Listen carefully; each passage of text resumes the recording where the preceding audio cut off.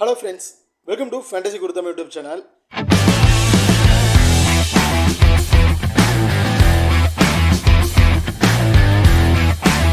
நீங்க இன்னும் நம்ம சேனலை சப்ஸ்கிரைப் பண்ணலாம், மறக்காம சப்ஸ்கிரைப் பண்ணிக்கங்க. அப்படியே பக்கத்துல பெல் ஐகான் டச் பண்ணி ஆன்ல கொடுங்க. நாங்க போறக்கூடிய வீடியோக்கள் எல்லாமே உடனுக்குடன் பாருங்க. இன்னைக்கு நம்ம இந்த வீடியோல டாடா ஐபிஎல் நடக்கிற 49வது T20 மேட்சை பத்தி தான் பார்க்க போறோம்.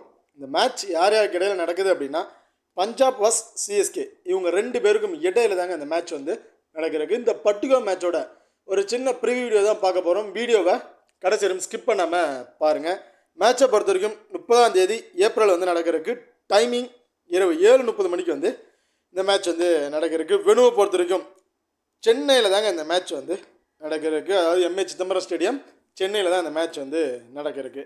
இப்போ நம்ம இந்த சென்னையோட பிச்சு ரிப்போர்ட் அப்படிங்கிறத பார்ப்போம். ஸோ இந்த சென்னையோட பிச்சை பொறுத்த வரைக்கும் இதில் பவுலர்ஸுக்கு தாங்க ஃப்ரெண்ட்லியான வேணும்னு சொல்லலாம். ஏன்னா இது வந்து ஒரு பேட்டிங் ட்ராக் அப்படி தான் சொல்லியிருக்காங்க. பட் இருந்தாலும் அது லாஸ்ட் சீசன் 2024 அவங்க பேட்டிங்கில் நல்லாவே பர்ஃபார்மன்ஸ் பண்ணாங்க. பட் 2025 ஃபுல்லாகவே பார்த்தீங்கன்னா பேட்டிங்க்கு கொஞ்சம் சப்போர்ட்டிங்காக இருக்குது. பட் இருந்தாலும் போத் இன்னிங்ஸுமே பவுலர்ஸ் கொஞ்சம் டாமினேட் பண்ணுறாங்க. ஸோ இந்த வெனுவை பொறுத்த வரைக்கும் டேஸை வின் பண்ண டீம் ஃபஸ்ட்டு வந்து பவுலிங்கை வந்து சூஸ் பண்ணுவாங்க அப்படிங்கிற மாதிரி ரிப்போர்ட் கொடுத்துருக்காங்க. பட் பேட் ஃபஸ்ட் பண்ணுற டீம் ஒரு 170 to 180 ப்ளஸ் சேர்ந்து டார்கெட் ஃபிக்ஸ் பண்ணிட்டாங்க அப்படின்னா கண்டிப்பாக சேஸ் பண்ணுற டீமால் அதை சேஸ் பண்ணவே முடியாது, ரொம்பவே சிரமப்படுவாங்க. ஸோ இப்போ ரீசெண்ட் மேட்ச்லாம் விளாண்ட பார்த்தீங்கன்னா தெரிஞ்சிருக்கும். ஒரு 150 ப்ளஸ் ஸ்கோருக்குள்ளே ஃபஸ்ட்டு பேட் பண்ணுறவங்கள சுருட்டினா மட்டும்தான் சேஸ் பண்ணுற டீமால் வின்னிங்ஸ் வந்து எடுக்க முடியுது. மற்ற 170க்கு மேலே போயிட்டாவே சேஸ் பண்ணுற டீமால் நியர்பை நெருங்கி கூட போக முடியல, அந்த அளவுக்கு சிரமப்படுறாங்க. ஸோ இதில் போத் இன்னிங்ஸ் யார் டேஸ் வின் பண்ணாலும் சரி, அவங்க பவுலிங்கை வச்சு ஃபஸ்ட்டு பேட் பண்ணுற டீம் வந்து ஸ்டேபிளாக இருக்க வைக்க முடியும்னு நினச்சா மட்டும்தான் அவங்க வந்து பவுலிங்கை சூஸ் பண்ணுறதுக்கு ஒரு பெஸ்ட்டாக ஆப்ஷனாக வந்திருக்கும். ஸோ இந்த எல்லா வெனும் இந்த மேட்ச் சீரீஸில் அந்த எல்லா மேட்சுமே இந்த வெனுவில் அப்படி தான் இருந்திருக்கு. ஸோ எனக்கு தெரிஞ்ச வரைக்கும் இன்றைய நிலைமைக்கு இப்போ அவங்க ப்ளே பண்ண வயசில் பார்க்கும்போது பேட் ஃபஸ்ட் பண்ணுறவங்களுக்கு ஒரு நல்ல அட்வான்டேஜஸ் இருக்கும் அப்படிங்கிற மாதிரி நான் எதிர்பார்க்குறேன். ஸோ டாஸ் போடுறதுக்கு முன்னாடி ஒரு பிச்சு ரிப்போர்ட் கொடுப்பாங்க. அப்போது அந்த பிச்சு எதுக்கு ஃபேவராக இருக்குதுன்னு தெரிஞ்சுக்கிட்டு அதை வந்து நான் டெலிகிராமில் கொடுக்குறேன். ஸோ அதை பார்த்து நீங்கள் டீமை வந்து மேக் பண்ணிக்கோங்க. இப்போ அடுத்ததான் நீங்களும் நம்ம டெலிகிராம் சேனல் வந்து ஜாயின் பண்ணலாம் அப்படின்னா மறக்காமல் ஜாயின் பண்ணிக்கோங்க. லாஸ்ட் ஹாஃப் அன் ஹவரில் கிராண்ட் லீக் அண்ட் ஸ்மால் லீக்கோட ஒரு டெமோ டீம் வந்து கொடுக்குறோம். அந்த டீம் வந்து உங்கள் தகுந்தாக்கில் பிளேயர்ஸாக இருக்கட்டும், அதில் கேப்டன் வைஸ் கேப்டன் ஆகட்டும் சேஞ்ச் பண்ணி ப்ளே பண்ணி பாருங்கள். அது மட்டும் இல்லாமல் லாஸ்ட் ஹாஃப் அன் ஹவரில் ஸ்போர்ட்ஸ் ஆப்பில் இருக்க பாப் ஆப்ஷன் அண்ட் குபேர ஃபண்டஸ் ஆப்பில் இருக்க டிஓ ஆப்ஷன், அது ரெண்டுலேயுமே நாங்கள் எந்த ஆப்ஷன்ஸை ட்ரை பண்ணுறோமோ அதே ஆப்ஷன்ஸில் நம்ம டெலிகிராம் சேனல் வந்து கொடுத்துட்ருக்கோம். ஸோ மறக்காமல் நம்ம டெலிகிராம் சேனல் வந்து ஜாயின் பண்ணிக்கங்க. டிஸ்கிரிப்ஷனில் லிங்க் இருக்குது. ஓகே, இப்போ அடுத்ததா நீங்களும் நம்ம XL11 ஆப்பை வந்து இன்னும் இன்ஸ்டால் பண்ணலாம், மறக்காமல் இன்ஸ்டால் பண்ணிக்கங்க. டிஸ்கிரிப்ஷனில் லிங்க் இருக்குது. Invite code FGT. நம்ம XL11 ஆப்பில் சென்னை அண்ட் பஞ்சாப் இவங்க ரெண்டு பேருக்கும் இடையில நடக்கிற மேட்ச்சுக்கு 11 லட்ச ரூபா கிராண்ட் லீக் வந்து கொடுக்குறாங்க. அண்ட் ஃப்ரீ கிவ்அவே 25,000 ரூபா ஃப்ரீ கிவ்அவேவும் வந்து கொடுக்குறாங்க. ஸோ இந்த ஃப்ரீ கிவ்அவேலாம் ஜஸ்ட் நீங்கள் ஆப்பை இன்ஸ்டால் பண்ணி உள்ளே ஓப்பன் பண்ணி பார்த்தாவே தெரியும். அதில் ஃப்ரீ 0 என்ட்ரி ஃபீஸில் இந்த ஆப்பில் நீங்கள் யூஸ் பண்ணிக்கலாம். இதுக்கு நீங்கள் அமௌண்ட் வந்து இன்வெஸ்ட் பண்ணணும் அவசியம் கிடையாது. அது மட்டும் இல்லாமல் நம்ம XL11 ஆப்பில் ஃபஸ்ட்டு டெபாசிட் பண்ணுறவங்களுக்கு 100% டெபாசிட் போனஸ் வந்து கொடுக்குறாங்க. லோவஸ்ட் என்ட்ரி ஃபீஸில் வந்து ரன் ஆகிட்டு இருக்கு. ஹெட் டு ஹெட் ஃபேண்டசி அப்படிங்கிற ஒரு ஆப்ஷன் வந்து கொடுத்துருக்குறாங்க. அது மட்டும் இல்லாமல் நம்ம XL11 ஆப்பில் வந்து பார்த்தீங்கன்னா 100% DDS அண்ட் GST முற்றிலும் ஃப்ரீ அப்படிங்கிற மாதிரி கொடுத்துருக்காங்க. இதில் இன்னொரு விஷயம் என்னென்னு பார்த்தீங்கன்னா இன்ஸ்டன்ட் விட்ராவல் ஆப்ஷன்.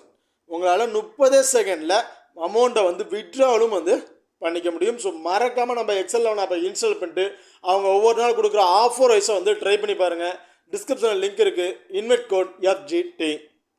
அடுத்ததாக வெனு ரெக்கார்டை வந்து பார்த்துருவோம். வெனுவை பொறுத்த வரைக்கும் ஓவராலாக 145 மேட்சஸ் வந்து ப்ளே பண்ணியிருக்காங்க. அதில் பேட் ஃபஸ்ட் பண்ண டீம் 74 மேட்சஸும் பேட் செகண்டாக பண்ண டீம் 69 மேட்சஸ் அப்படிங்கிற மாதிரி வின் பண்ணியிருக்காங்க. Average first score 150. ஐஎஸ் ஸ்கோரை பொறுத்த வரைக்கும் சென்னை 246 ரன் வந்து அடிச்சிருக்கிறாங்க. லோவஸ்ட் ஸ்கோர் RCB 70 ரன்னுக்கு அவங்க 10 விக்கெட்ஸும் வந்து இழந்திருக்காங்க. அதான் ரீசெண்ட் ரெக்கார்ட் லாஸ்ட் 5 T20ல் average score 158, total wickets 65 wickets வந்து கிடச்சிருக்கு. அதில் ஃபாஸ்ட் பவுலர் 34 விக்கெட்டும் ஸ்பின்னர் 31 விக்கெட் அப்படிங்கிற மாதிரி எடுத்திருக்காங்க.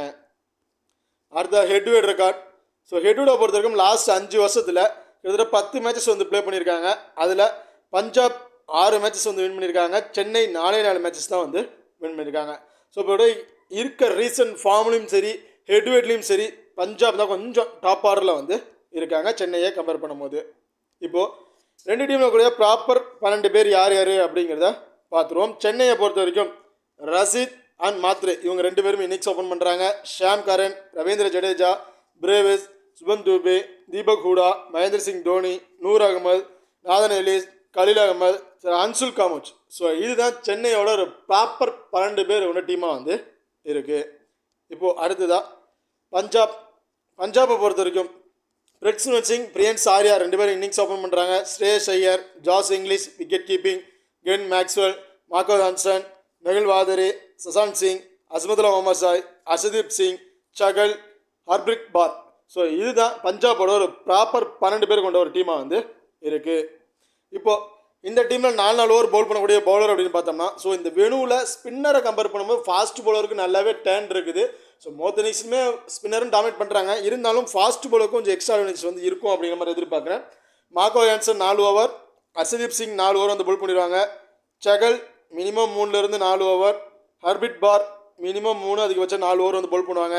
பேலன்ஸ் இருக்க வர Ken Maxwell and அஸ்மதுல்லா over Sai இவங்க வந்து பவுல் பண்ணுறதுக்கான வாய்ப்புகள் இருக்குது. எனக்கு தெரிஞ்ச கென் மேக்ஸ்வெலுக்கு இந்த மேட்ச் ஒரு 3 ஓவர் வரைக்கும் கொடுத்து ட்ரை பண்ணுவாங்க அப்படிங்கிற மாதிரி எதிர்பார்க்குறேன். காரணம் ஆப்போனன்ட் டீமில் கிட்டத்தட்ட டாப் 6லேயே ஷாம் கரன், ரவீந்திர ஜடேஜா, சுபம் துபே கிட்டத்தட்ட 3 லெஃப்ட் ஹேண்டர்ஸ் வந்துருக்காங்க. ஸோ அப்படி இருக்க பட்சத்தில் எனக்கு தெரிஞ்சு கென் மேக்ஸ்வெல் இந்த மேட்ச் அவருக்கு பவுலிங்கில் இருந்து கொஞ்சம் ஃபேண்டசி வேல்யூ இன்க்ரீஸ் ஆகும் அப்படிங்கிற மாதிரி எதிர்பார்க்குறேன். அது சென்னையை பொறுத்த வரைக்கும் Khaleel Ahmed 4, Noor Ahmad 4 over and Ravindra Jadeja minimum 3 அதிகபட்சம் 4 ஓவர் பவுல் பண்ணுவார். Nathan Ellis 4 over, Anshul Kamboj, Sam Curran balance இருக்க ஓவரை ஷேர் பண்ணி பவுல் பண்ணிடுவாங்க. ஸோ எனக்கு தெரிஞ்ச ஆப்போனன்ட் டீமில் லெஃப்ட் ஹேண்டர்ஸ் அப்படின்னு பார்த்தீங்கன்னா பெருசாக யாருமே இல்லை. ஸோ அப்படி இருக்கிறனால அஸ்வின் வந்து ப்ளே பண்ணுவாரா அப்படிங்கிறது பெரிய கொஸ்டின் மார்க் தான். Ravindra Jadeja spinner already 2 spinner இருக்காங்க, அவங்களுடைய போகிறதுக்கான வாய்ப்புகள் தான் இருக்கும். இப்போது 2 டீமில் கூட பிளேயர் சைஸில் யார் யாருக்கு என்னென்ன ஆப்ஷன் அப்படிங்கிறத பார்த்துருவோம். சென்னையை பொறுத்த வரைக்கும் ரஷீத் அண்ட் மாத்ரே இவங்க 2 பேரும் இன்னிங்ஸ் வந்து ஓப்பன் பண்ணுறாங்க. ரஷீதை பொறுத்த வரைக்கும் வெரி ஃபஸ்ட்டு பால் வந்து அக்ரெஷன் காட்டுறது கிடையாது. அவர் கரெக்டாக வர பாலை மட்டும்தான் அடித்து ஆடணும் அப்படிங்கிற மாதிரி அடித்து ஆடுறாரு. அதில் சில தவறுகளும் நடந்துருது. அந்த தவறை கொஞ்சம் ஏரில் விக்கெட்டும் வந்து இழந்துடுறாரு. ஸோ இந்த பால் நம்ம கரெக்டான பாலாக இருக்கும், தேவையில்லாமல் அந்த பாலை அடிக்க பார்த்து அந்த பாலில் ஃபஸ்ட்டு பால்லே அடிக்க போய் அவுட்டும் ஆயிடுறாரு. சில நின்று ட்ரீம் டீம்லேயும் வந்துடுறாரு. பட் எனக்கு தெரிஞ்ச வரைக்கும் ரஷீத் இந்த மேட்ச் ஃபஸ்ட்டு பேட் பண்ணுறாங்க அப்படின்னா ஒரு 25+ ஸ்கோர் வரையும் அடிக்கிறதுக்கான வாய்ப்புகள் இருக்குது. செகண்ட் பேட் பண்ணுறாங்கன்னா ஒரு 50 ஆப்ஷன் கூட நீங்கள் ட்ரை பண்ணி பார்த்துக்கலாம். மாத்ரே பொறுத்த வரைக்கும் வெரி ஃபஸ்ட்டு பால் வந்து அக்ரெஷனோட ஆடக்கூடிய ஒரு பிளேயருங்க. ரஷீத் கூட பாலுக்கு தகுந்தாக்கில் ஆடிடுவோம், ஸோ உள்ளே நிற்போம், சிங்கிள்ஸை மேக் பண்ணுவோம் அப்படிங்கிற மைண்டில் ப்ளே பண்ணுவார்.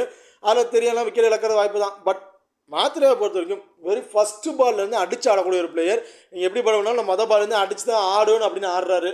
அது அவருக்கு எந்த அளவுக்கு ப்ளஸ்ஸாக இருக்கோ அந்தளவுக்கு அது ஒரு மைனஸாகவும் வந்து இருக்குது மாத்ரேவை பொறுத்த வரைக்கும். ஏன்னா அதில் மிஸ்ஸேஜஸ் எட்ஜில் போட்டு கேட்சஸாக இருக்கட்டும், இல்லை தவிர பாலை மிஸ் பண்ணிட்டாலும் ஸ்டெம்பிட், இந்த மாதிரி நிறைய வாய்ப்புகள் இருக்குது. ஸோ பாலை பார்த்து அதுக்கு தகுந்த ரொட்டேஷன் பண்ணாருன்னா கண்டிப்பாக ட்ரீம் டீமில் கிட்டத்தட்ட 1 கிராண்ட் லீக்கு கேப்டன்ஷிப்புக்கு ஒருத்தமாக பிளேயராக வந்திருப்பார். பட் அந்த விஷயத்தை அவர் கரெக்டாக பண்ணுறதில்ல. எனக்கு தெரிஞ்சு சேம் போத் நிமிஷம்லேருந்து ஒரு 15லேருந்து ஒரு 20+ ஸ்கோர் வரைக்கும் கிடைக்கிறதுக்கான வாய்ப்புகள் தான் இருக்கும் இந்த மேட்சஸை பொறுத்த வரைக்கும். ஷாம் கரன் அவர் வந்து பார்த்தீங்கன்னா எனக்கு தெரிஞ்சு 1 டவுனாக வர காம்பினேஷன் செட் ஆகாது அப்படின்னு எதிர்பார்க்குறேன். எனக்கு தெரிஞ்சு பிரேவஸ் 1 டவுனுக்கு கொண்டு வரலாம். ஏன்னா பிரேவஸோட பேட்டிங் ஸ்கில் கண்டிப்பாக எல்லாருக்குமே தெரிஞ்சிருக்கும். ஸோ நான் அப்புறம் வந்து ஒரு சொல்கிறேன். பட் ஷாம் கரனுக்கு அந்த 1 டவுன் பொசிஷன் கரெக்டாக செட் ஆகலை அப்படின்னு தான் சொல்கிறேன். ஏன்னா அவரெல்லாம் வந்து வெரி ஃபஸ்ட் பால்லேருந்து அடிச்சு ஆடணும் அப்படிங்கிற பிளேயர் தான். அப்படி இருக்க பட்சத்தில் அவரை ஒரு 2nd டவுன் 3rd டவுன் இந்த காம்பினேஷனில் தான் அவர் உள்ளே வந்து இறக்கணும். அப்படி இறக்குனா மட்டும்தான் அவர் கடைசியாக அந்த அவர் பிடிச்சி வர பேட்டிங் ஆடுறதுக்கு அவர் எல்லா பாலுமே அடிக்கல கொஞ்சம் நல்ல ஸ்கோர்ஸ் கொண்டு போகலாம் அப்படிங்கிற மாதிரி எதிர்பார்க்கலாம். ஸ்டார்ட் அப்லேயே அவர் வந்து 1 டவுனே வந்து இறங்குறாரு. அவர் எல்லா பாலுமே அடிச்சாடுன்னு நினைக்கும் போது மிஸ்ஸேஜில் விக்கெட் வந்து இழந்துடுறாங்க. ஸோ அடுத்தடுத்து வர பேட்ஸ்மேன் கொஞ்சம் ப்ரெஷரை வந்து அவங்க மேக் பண்ண ஆரம்பிச்சிடுறாங்க. ஏன்னா டாப் ஆர்டரில் ஒரு 2 பிளேயர் கொஞ்சம் ஸ்டேபிளாக இன்னும் ஒரு ஸ்கோர் பவர் பிளேக்குள்ளே ஒரு நல்ல ஸ்கோர் கொண்டு போனால் தான் அடுத்தடுத்து வர பேட்ஸ்மேன் அதுக்கு தகுந்த ரொட்டேஷன் பண்ணி ப்ளே பண்ணுவாங்க. பட் இவங்க வெரி ஃபஸ்ட் பால்லேருந்து அடிச்சாடி பவர் பிளேக்குள்ளே விக்கெட்டை வந்து இழந்துடுறாங்க.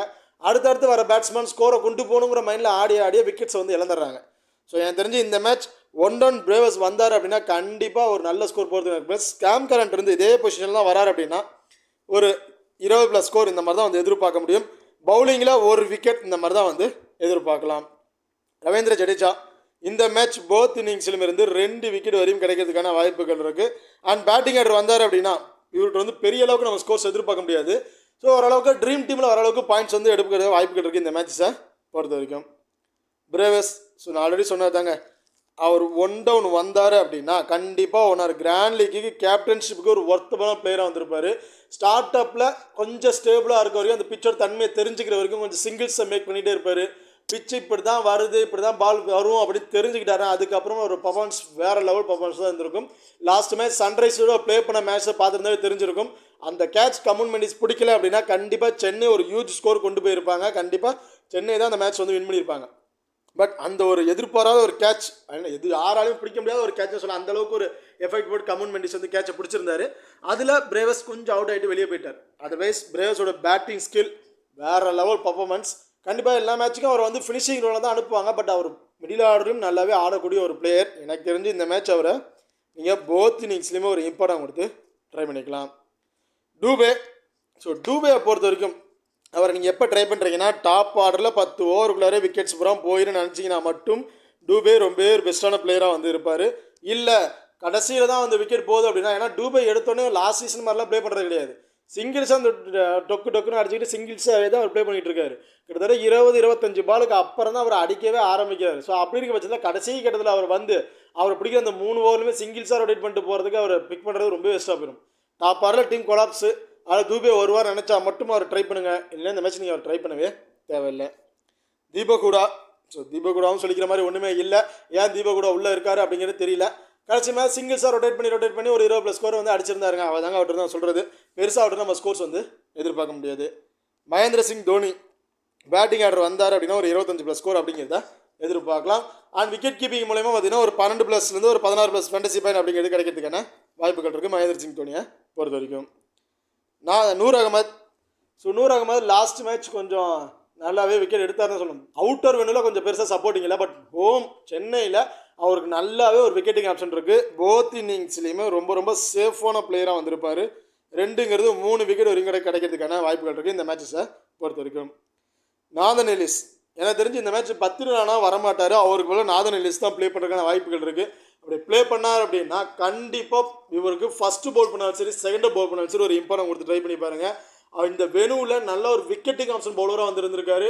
ஒரே ஒரு மேட்ச் தான் வந்து ப்ளே பண்ணியிருக்காங்க. இந்த கிட்டத்தட்ட 10 மேட்ச் கிட்ட ப்ளே பண்ணிட்டாங்க. அதில் ஒரே ஒரு மேட்ச் தான் வந்து ப்ளே பண்ணியிருக்காரு. அந்த ஒரு மேட்சஸ்லையும் விக்கெட் எடுத்து ட்ரீம் டீமில் வந்திருக்காரு. ஸோ ஒரு பால் நல்லாவே ஸ்விங் ஆகி இந்த வெனுவுக்கு நல்ல ஒரு ஆக்டான பிளேயராக வந்திருக்கிறாரு. 2 விக்கெட் அப்படிங்கிறது தாராளமாக வந்து எதிர்பார்க்கலாம். கலீல் அகமது ஃபஸ்ட்டு பவுல் பண்ணுறாரு அப்படின்னா 2 விக்கெட், செகண்டாக பவுல் பண்ணுறாரு அப்படின்னா 1 விக்கெட். இந்த மாதிரி தாங்க வந்து எதிர்பார்க்க முடியும். பெரிய அளவுக்கு ஒரு விக்கெட்ஸ் வந்து நம்ம எதிர்பார்க்க முடியல. ஸ்டார்ட் அப்பில் இந்த வெனுவில் நல்லாவே விக்கெட்ஸ் எடுத்திருக்காரு. அந்த விக்கெட்ஸ் எடுத்தலாம் பார்த்தீங்கன்னா ஃபஸ்ட்டு பவுல் பண்ணும்போது அவர் கிடைச்ச பர்ஃபார்மன்ஸ், செகண்டாக பவுல் பண்ணும்போது டோட்டலி அவருக்கு டிஸ்அட்வான்டேஜாக தான் வந்து இருந்திருக்கு. பெருசாக விக்கெட்ஸ் வந்து எதுவுமே கிடைக்கல. ஸோ எனக்கு தெரிஞ்சு இந்த மேட்சும் சரி கலீல் அகமது ஃபஸ்ட்டு பவுல் பண்ணுறாருன்னு ஒரு இம்பார்ட்டன் கொடுத்துருக்கேன். செகண்ட் பவுலில் நீங்கள் 50 ஆப்ஷன்லாம் ட்ரை பண்ணி பார்த்துக்கலாம். அன்சுல் கமோச் போத் இன்னிங்ஸ்லுமே விக்கெட்டிங் ஆப்ஷன் பவுலராக வந்திருக்காரு. போத் இன்னிங்ஸ்லுமே தெரிஞ்சு 1 விக்கெட் அப்படின்னு எடுத்துடுறாரு. அண்ட் அவர் போன்ற எக்கனாமிக்கில் வந்து பவுல் பண்ணுறாரு. அந்த எக்கனாமிக்கல் பவுலிங்கில் மூலம் கேட்குற பாயிண்ட்ஸை வச்சு கிட்டத்தட்ட அவர் எடுக்கிறது ஸ்டெம் பீட் இல்லை எல்பிடபிள்யூ அதிகமாக இதில் தாங்க அந்த விக்கெட் எடுக்கிறாரு. ஸோ அப்படிமா கிட்டத்தட்ட அதிலே ஒரு 40-50+ ஃபேண்டசி பாயிண்ட் அப்படிங்கிறது கிடைச்சிருது. ஸோ மேட்சுக்கு மேட்ச் ட்ரீம் டீமில் வந்துடுறாரு. ஸோ கலீல் அகமதை கூட ஏதாவது ஒரு சிங்கிள் ஆப்ஷன் நம்ம செப்பரேட்டாக பிரிச்சிடலாம். பட் அன்சுல் காமோஜா நீங்கள் போத் இன்னிங்ஸுமே இம்பார்ட்டன் தாராளமாக ட்ரை பண்ணி பாருங்கள். கிராண்ட் லீக்கு கண்டிப்பாக ரொம்ப சூட்டமான பிளேயராக வந்து இருப்பார் அன்சுல் காமோஜா பொறுத்த வரைக்கும். ஓகே இப்போ அடுத்தது தான் பஞ்சாபில் இருக்கிற பிளேயர்ஸ் தான் யார் யாருக்கு என்னென்ன ஆப்ஷன்ஸில் இருக்குது அப்படிங்கிறத பார்த்துருவோம். பிரட்சிமரன் சிங், பிரியன்ஸ் ஆர்யா 2 பேருமே வேறு லெவல் பர்ஃபார்மன்ஸ் வந்து பண்ணிகிட்டு இருக்கிறாங்க. வெரி ஃபஸ்ட்டு பால்லேருந்து அடித்து ஆடுறாங்க. 2 பேருமே ஒருத்தருக்கு ஒருத்தர் சளைச்சவங்க இல்லை அப்படிங்கிற மாதிரி வெரி ஃபஸ்ட்டு பால்லேருந்து அடித்து ஆடுறாங்க. அவங்க நாக் ரொம்பவே சூப்பரான நாக் வந்து பர்ஃபார்மன்ஸ் பண்ணிகிட்டு இருக்காங்க. பட் இந்த வெனுவில் பேட்டிங்க்கு ஸ்டார்ட் அப்பில் பவர் பிளேயில் பேட் பண்ணுறவங்களுக்கு கண்டிப்பாக ஒரு விக்கெட் வந்து கிடச்சிருது.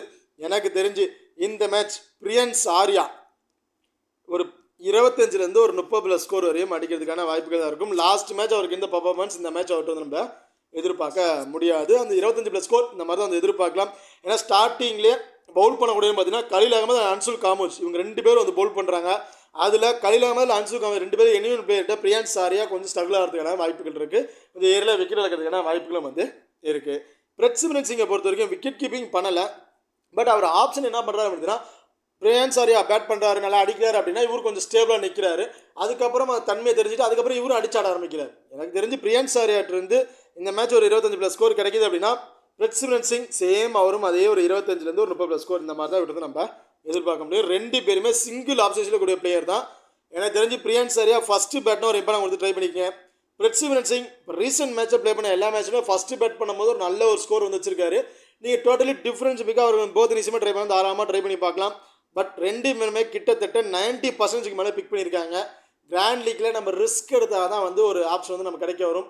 அப்படி இருக்க பட்சத்தில் சேஃபாக எல்லாரும் போன ஆப்ஷனுக்கே போகாமல் நீங்கள் ஒரு 50 ஆப்ஷனும் இவங்க ரெண்டு பேரும் ட்ரை பண்ணாலும் தாராளமாக ட்ரை பண்ணி பாருங்கள். ஸ்ரேயஸ் ஐயர் கிட்டத்தட்ட ஒரு 85% வரையும் இவர் வந்து பிக் பண்ணியிருக்காங்க. இந்த மேட்ச்சில் இப்போ ரீசெண்டாக அவர் ப்ளே பண்ண மேட்சஸ்லாம் வந்து பார்த்தோம்னா பெருசாக அவருக்கு வந்து பாயிண்ட்ஸ் வந்து கிடைக்கலன்னு தான் சொல்லணும். கிட்டத்தட்ட ஒரு 3 மேட்ச் மட்டும் தான் ட்ரீம் டீமில் வந்திருக்காரு. மித்த மேட்ச்சை எல்லாத்துலேயும் கொஞ்சம் இயர்லியாக விக்கெட்டை வந்து இழந்திருக்காரு. ஸ்ரேயஸ் ஐயர் எனக்கு தெரிஞ்சு இந்த மேட்ச் வந்து பார்த்திங்கன்னா அவர் வர டவுனுக்கு ஒரு 30+ ஸ்கோர் வரையும் அடிக்கிறதுக்கான வாய்ப்புகள் இருக்கும்.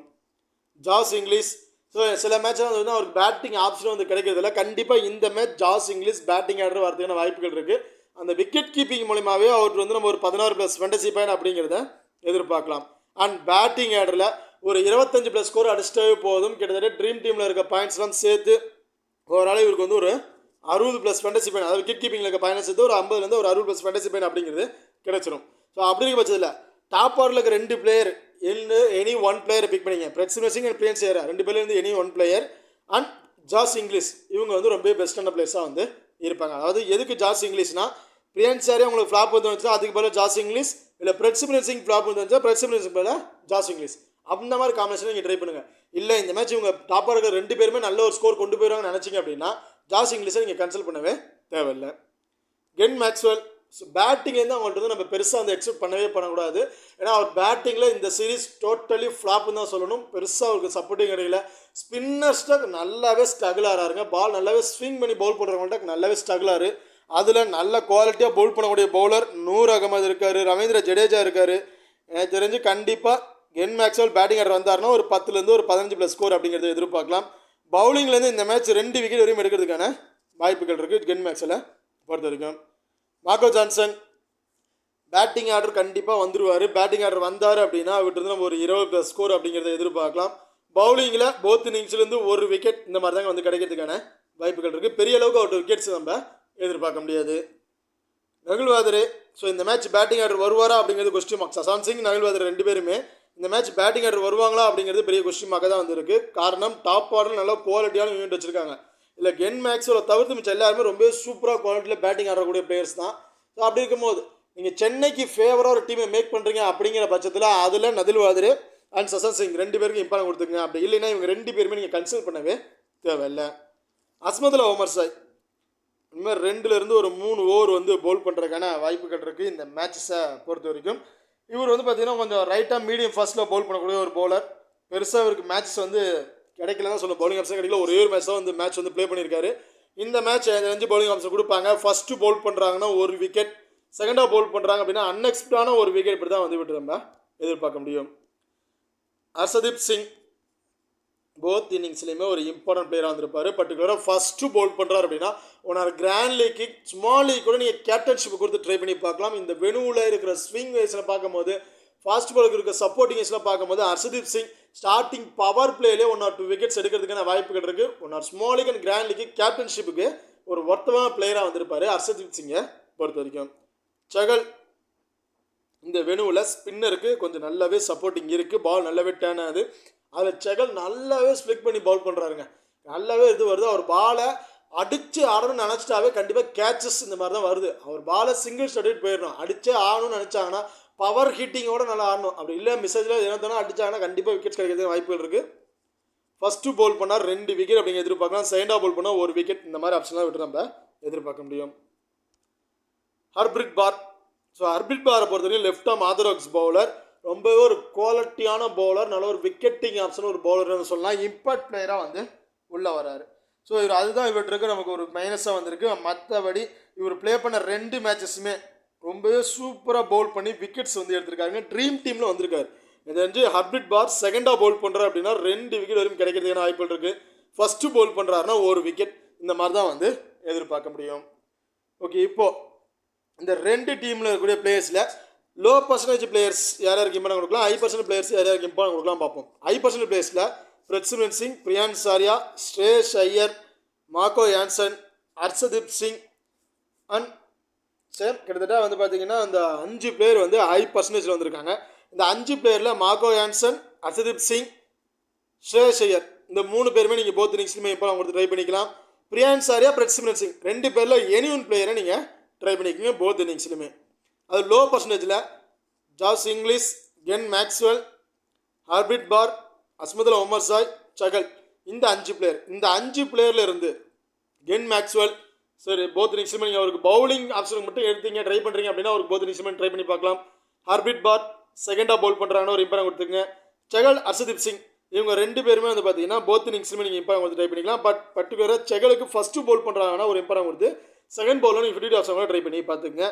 அஸ்மதுல்லா உமர் சாய் டோட்டலி டிஃபரன்ஷியல் பிக்காக வந்திருப்பார். ரொம்ப ரொம்ப லோ பர்சன்டேஜ் இருக்கக்கூடிய ஒரு பிளேயர். கிட்டத்தட்ட 4% வரைக்கும் அவர் பிக் பண்ணியிருக்காங்க. ஹர்பிட் பாரும் அஸ்மதுல்லா உமர் சாய் 2 பேருமே 4% வரைக்கும் பிக் பண்ணியிருக்காங்க. டோட்டலி டிஃபரன்ஷியல் பிக்காக நான் போத் இன்னிங்ஸ்லையுமே ட்ரை பண்ணுறேன்னா இவங்க 2 பேருக்கு நீங்கள் இம்பார்ட்டன் கொடுங்க. இல்லைன்னா 10ல் ஒரு 3 டீம்லையாச்சும் அவருக்கு ஃபஸ்ட்டு பேட் பண்ணாலும் சரி செகண்ட் பேட் பண்ணாலும் ஒரு இம்பார்ட்டன் கொடுத்து ட்ரை பண்ணிக்கோங்க. அதே சென்னையை பொறுத்த வரைக்கும் லோ பர்சன்டேஜ் இருக்கக்கூடிய பிளேயர் பார்த்தீங்கன்னா ரஷீத், ஷாம் கரன், அடுத்தது பிரேவஸ், நாதன் எலிஸ், அன்சுல் காமோஜ். ஸோ கிட்டத்தட்ட இந்த 5 பிளேயர் வந்து பார்த்தீங்கன்னா லோ பர்சன்டேஜ் வந்திருக்காங்க. இதில் பிரேவஸ் போத் இன்னிங்ஸ்லையுமே ஒரு இம்பார்ட்டன்ட் பிளேயர். ஷாம் கரனை கூட நீங்கள் போத் இன்னிங்ஸ்லையுமே ஒரு ஆஃப் ஸ்டேஷனில் நீங்கள் ட்ரை பண்ணி பார்த்துக்கலாம். அன்சுல் காமோஜ் சேம் லோ பர்சன்டேஜ் உள்ள பிளேயரில் பிரேவஸ், அன்சுல் காமோஜ், நாதன் எலிஸ் இந்த 3 பிளேயருமே நீங்கள் போத் இன்னிங்ஸ்லையுமே இம்பார்ட்டன் கொடுத்து ட்ரை பண்ணிக்கங்க. ஷாம் கரன் பேட்டிங் ஆப்ஷன் இருக்குது. ஸோ அப்படி இருக்க பட்சத்தில் நீங்கள் கண்டிப்பாக அவருக்கு நீங்கள் போத் இன்னிங்ஸ்லையுமே இம்பார்ட்டன் கொடுத்து ட்ரை பண்ணிக்கலாம். ரஷீத் ஃபஸ்ட்டு பேட் பண்ணுறாங்கன்னு ஒரு இம்பார்ட்டன் கொடுத்து ட்ரை பண்ணிக்கங்க. ஹை பர்சன்டேஜில் மாத்ரே, ரவீந்திர ஜடேஜா, டூபே அண்ட் நூர் அகமத், கலீல் அகமத் இந்த பேர் வந்து ஹை பர்சன்டேஜ் வந்துருக்குறாங்க. இதில் கலீல் அகமத் ஃபஸ்ட்டு பவுல்னு ஒரு இம்பார்ட்டன் கொடுத்துருங்க. நூர் அகமத் கண்டிப்பாக small league, grand league both இன்னிங்ஸில் சேஃபான பிளேயராக வந்திருப்பார். டூபே நான் ஆல்ரெடி சொன்ன மாதிரி டாப் பார்டரில் ஏரியா விக்கெட் விழுந்துட்டாங்கன்னா மட்டும் அவங்களுக்கு கொடுங்க. அப்படி இல்லை அப்படின்னா அவர் நீங்கள் கன்சிடர் பண்ண தேவையில்லை. ரவீந்திர ஜடேஜா போத் இன்னிங்ஸுமே சேஃபான பிளேயராக வந்திருப்பார். மாத்திரை எனக்கு தெரிஞ்சு இந்த மேட்ச் நான் ஒரு 50 ஆப்ஷனாக தான் ட்ரை பண்ணி பார்க்க போகிறேன். நீங்கள் ஏதாவது சிங்கிள் ஆப்ஷன் ட்ரை பண்ணி வச்சிங்கன்னா செகண்ட் பேட்னா அவருக்கு ஒரு இம்பார்ட்டன் கொடுத்து ட்ரை பண்ணி பாருங்கள். ஓகே, இப்போ இந்த டீமில் ஸ்மால் லீக்கை ட்ரை பண்ணும்போது கேப்டன் அண்ட் வைஸ் ஆப்ஷன் அப்படின்னு பார்த்தோம்னா நான் பர்டிகுலராக நூர் அகமதுக்கு ஒரு வைஸ் ஆப்ஷன் கொடுத்து ட்ரை பண்ணி பார்ப்பேன். அண்ட் ரவீந்திர ஜடேஜாவுக்கு ஒரு கேப்டன்ஸ் கேப்டன் கொடுத்து ட்ரை பண்ணி பார்ப்பேன் ஸ்மால் லீக்கில் ட்ரை பண்ணும்போது. அதே கிராண்ட் லீக்கை ட்ரை பண்ணும்போது ஷாம் கரன், பிரேவஸ், நாதன் எலிஸ் இந்த 3 பிளேயருக்குமே கிராண்ட் லீக் ட்ரை பண்ணும்போது கேப்டன்ஸ் கேப்டன் கொடுத்து ட்ரை பண்ணி பார்ப்பேன். இல்லை டாப் ஆர்டரில் இருக்க 2 பேரில் யாராச்சும் ஒருத்தருக்கு நீங்கள் ட்ரை பண்ணி வச்சிங்கன்னா அதாவது ரஷீத் அண்ட் மாத்ரே 2 பேருக்கு எனி ஒரு பேருக்கு நீங்கள் ட்ரை பண்ணி வச்சிங்கன்னா ஸோ கிராண்ட் லீக்கில் 10ல் ஒரு 2 டீம் 3 டீமில் இவங்க யாரை ட்ரை பண்ணாலும் சரி அதில் இருக்கவங்களுக்கு ரிஸ்க்காக ஒரு டீம்லையாச்சும் கேப்டன்ஸ் கேப்டன் கொடுத்து ட்ரை பண்ணிக்கோங்க. பஞ்சாபை பொறுத்த வரைக்கும் டாப்பில் இருக்க 2 player any one player grand லீக்கை ட்ரை பண்ணும்போது கேப்டன்ஸ் கேப்டனுக்கு சுத்தமாக பிளேயராக வந்திருப்பாங்க. 2ல் எந்த பிளேயரை ட்ரை பண்ணுறீங்களோ அந்த பிளேயருக்கு கேப்டன்ஸ் கேப்டன் கொடுத்து ட்ரை பண்ணிக்கலாம். மார்கோ யான்சன், கென் மேக்ஸ்வெல் 2 பேரும் any one player captain vice captain சுத்தமாக பிளேயராக வந்திருப்பாங்க. கிராண்ட் லீக்கில் ட்ரை பண்ணும்போது ஸ்மால் லீக்குக்கே வந்து பார்த்தீங்கன்னா இந்த மேட்ச் மோஸ்ட்லி எல்லாருமே ட்ரை பண்ணிக்கிட்டு ஸ்ரேஷ் ஐயர் ட்ரை பண்ணியிருப்பாங்க. ஸோ அதே ஆப்ஷனுக்கு போனால் போயிட்டு வாங்க. அப்படி இல்லை அப்படின்னா ஹர்ஷதீப் சிங் ஃபஸ்ட்டு பவுல் பண்ணுறாரு அவருக்கு ஒரு கேப்டன் கூட நீங்கள் கொடுத்து ட்ரை பண்ணி பார்க்கலாம். எனக்கு தெரிஞ்சு இந்த மேட்ச் ஜாஸ் இங்கிலீஷ் ஒரு கேப்டன்ஸ் கேப்டனுக்கு ரொம்ப சுத்தமாக பிளேயராக இருப்பார் அப்படிங்கிற மாதிரி நான் எதிர்பார்க்குறேன் இந்த மேட்சஸை பொறுத்த வரைக்கும். இப்போது இந்த வீடியோ வந்து உங்களுக்கு பிடிச்சிருக்கு நம்புறேன். ஸோ இந்த வீடியோ பிடிச்சிருந்துச்சு அப்படின்னா மறக்காமல் லைக் பண்ணுங்கள் அண்ட் ஷேர் பண்ணுங்கள், சப்ஸ்கிரைப் பண்ணுங்கள். இந்த வீடியோவை பற்றி கருத்துக்கள் இருந்துச்சு அப்படின்னா மறக்காமல் கமெண்ட் பண்ணுங்கள். தேங்க்யூ.